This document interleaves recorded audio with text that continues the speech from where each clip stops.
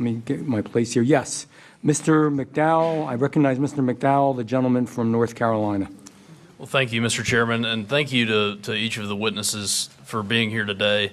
I want to first address something that one of my colleagues said to begin this hearing, which was that apparently all of the folks on the Republican side are here to talk about catchy slogans, and that's what we care about.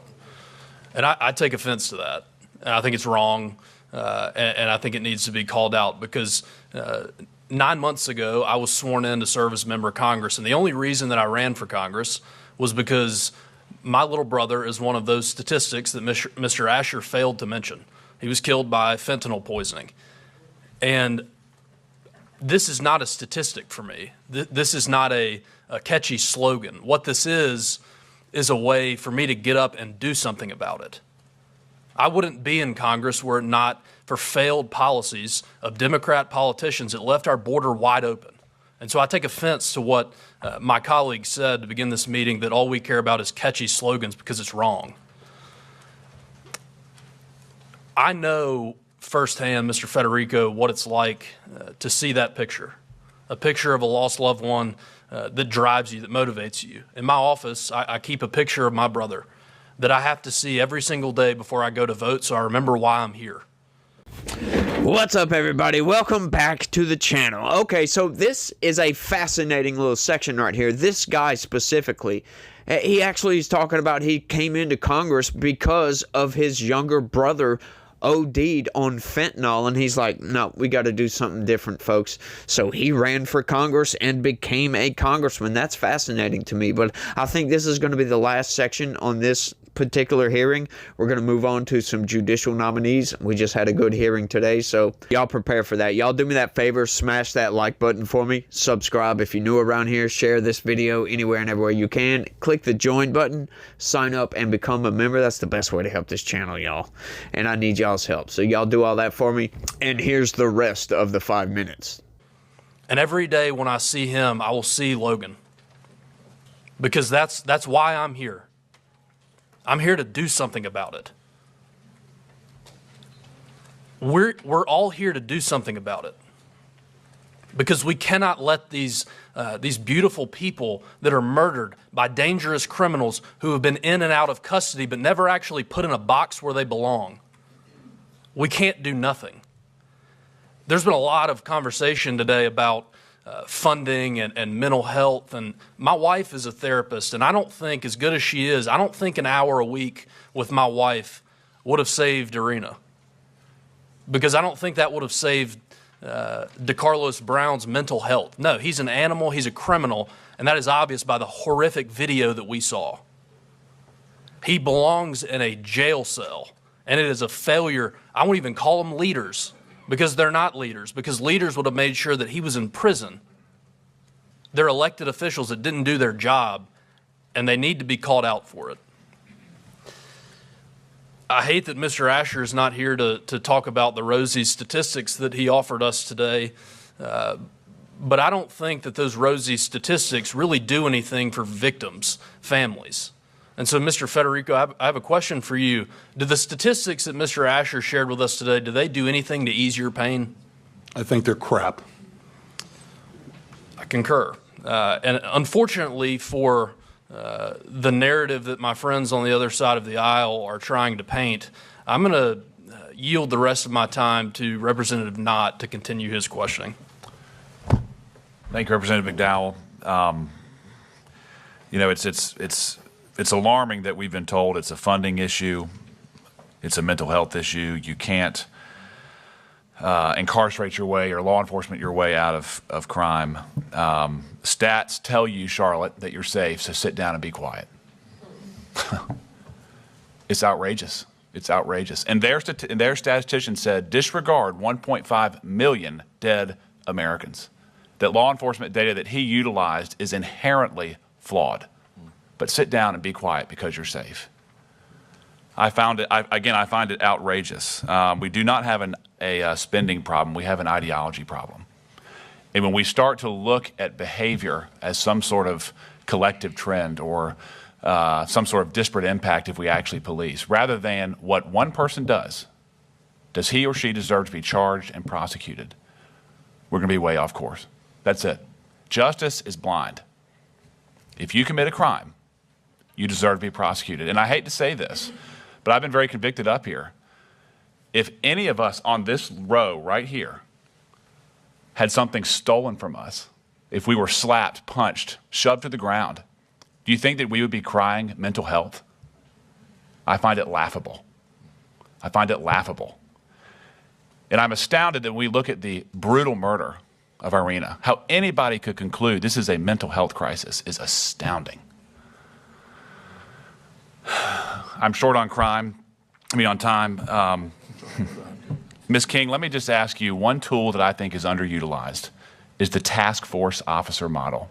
Can you briefly summarize how we can implement that around the country to force multiply for good? Absolutely. The task force model, which was best utilized through the Organized Crime Drug Task Force, combines resources at both the federal and the state level, law enforcement, and even prosecutors. The benefit of that is because oftentimes local law enforcement, they know the drivers of the violent crime on the street. They're in the community every day. They know those repeat offenders. However, the federal law enforcement oftentimes does in fact have more resources, whether that be money to throw at investigations and or manpower. And so combining those tools really does make a bigger and better impact. They're able to make bigger and better cases, and really they're able to focus their attention on specific problems such as violent crime. In my experience as a prosecutor, the most violent people I was ever able to prosecute were, in fact, a result of a task force model. And so I would echo that. I know the OCDEF program has been dismantled. I would echo that bringing back programs such as that are, in fact, tremendously instrumental in our communities. Thank you. She is absolutely right on that. These task force actually go after a lot of criminals, and they actually do bag a whole hell of a lot of criminals. We need to bring all of that back. We need an all of the above approach when it comes to crime, right? Like I've been saying on just about every video, let's make prison punishment again. Like, come on, let's stop trying to reform some of these people. These repeat offenders, they're not going to be reformed. Let's stop wasting our time on these issues. Let's focus on the youth and try to prevent these crimes from being committed. Now, something that Congressman Knott said right there, I love it, y'all. Like, who cares about these statistics, right? And look, think about it like this, folks. We've been hearing this a lot because of Donald Trump wanting to deploy the National Guard to these crime-ridden cities, right? And we've been hearing it all the time. You know, there was this big push by the corporate press. Well, crime is actually down. Like, okay, so these stats, what do they actually do to prevent crime? Nothing, as a matter of fact. Is that supposed to be some sort of comfort to the victims of these crimes? I mean, are they supposed to feel better when your local politicians, your mayors, your chief of police, and all these people in charge get up there and rail against crime? Oh, well, crime is actually down 30%, so nothing to worry about here. I mean, that's how they try to portray it. And does that help anything? No, it doesn't. As a matter of fact, when you have people like that guy in D.C. who's being investigated right now for flubbing the numbers on crime, yeah, that doesn't help, because if crime isn't actually down, then people go out feeling safer. Oh, crime is down. Hey, guess what? You know, there's much less of a chance I'm going to get robbed or whatever. And they go out and they get robbed. And it's like, it doesn't help anybody, right? It doesn't focus our attention on where the problem is. It doesn't help fix the problem. It doesn't do anything. And as a matter of fact, these guys, these statisticians getting out there and telling us, hey, look, crime is down, actually takes focus away from crime, because they're like, hey, we're doing something right. And if the crime really isn't down, hang on just a second. That's just a recipe for disaster, right? You're sending everybody down the path of destruction. And especially right now, with the way the corporate press, they're trying their hardest to take your attention off of things that actually matter and put your focus on Donald Trump and his fascist regime. It's fascinating, y'all, what the corporate press actually does. The narratives, they're trying to take public opinion and turn it against the federal government because Trump is running the federal government. Like, think about it like this. You guys remember the 4 years of Joe Biden. What was the corporate press saying about the federal government back then? They didn't hardly say anything negative about the federal government at all. As a matter of fact, that is the one source of information that we can go to. And now that it's Donald Trump, we can't trust anything that comes out of the federal government. But do you think the people in the federal government have changed? The leaders have changed, but the people, those are career bureaucrats, for crying out loud, that stay at the federal government. They don't change.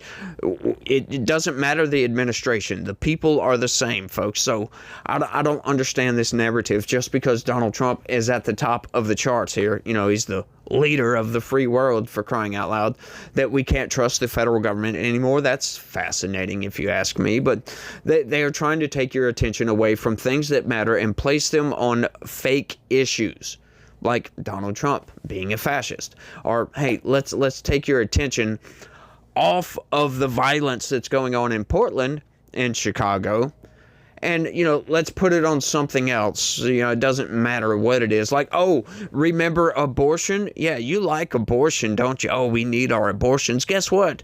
Donald Trump, the fascist, the king over here, oh, he took your reproductive rights away, didn't he? Through the Supreme Court? Like, what?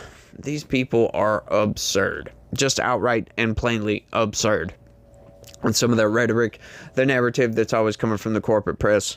So I would urge you guys to make sure and check out my news videos, by the way, because that's what we do, folks. We read and analyze news, fact check that news, and I set the record straight for the most part. So y'all make sure and check all that out. But I think that's all I got on this one, y'all. I want y'all to let me know what y'all think about all this down in the comments section.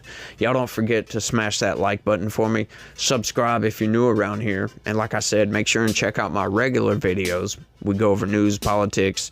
You can stay up to date on news and figure out how you're being manipulated by corporate press news articles all at the same time, folks. We're all of the above approach here as well. So you guys do all that. Share this video anywhere and everywhere you can. And if you would be so inclined, folks, I need y'all's help to keep on pushing. And I could push much harder if you guys would click that join button, sign up, and become a member. That would allow me to quit my day job and actually put my focus on this and bring you guys more news and more manipulation by the corporate press. So you guys do all that for me. And you guys remember out there that God has a plan for everybody. You might not know what that plan is right off. You may not see that plan, but it's there, and it's especially tailored just for you. And he loves each and every one of you out there. So y'all try to have a good day and stay legitical.